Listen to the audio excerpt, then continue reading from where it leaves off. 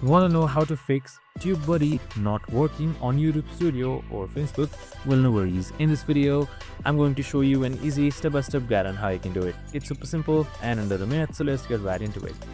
So there can be various reasons your TubeBuddy is not working. Maybe it's not signing in. So if it's not signing in, just simply hit towards your Chrome extension, the Chrome web store, and now you can just simply sort up your TubeBuddy application and then just simply add extension. It should look something like this. Now once that is done, you can just simply open it up by various methods.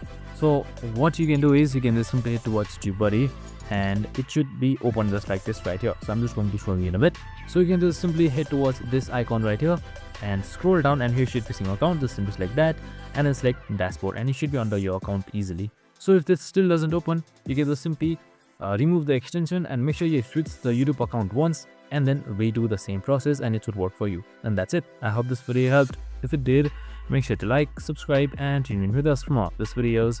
See you in the next one.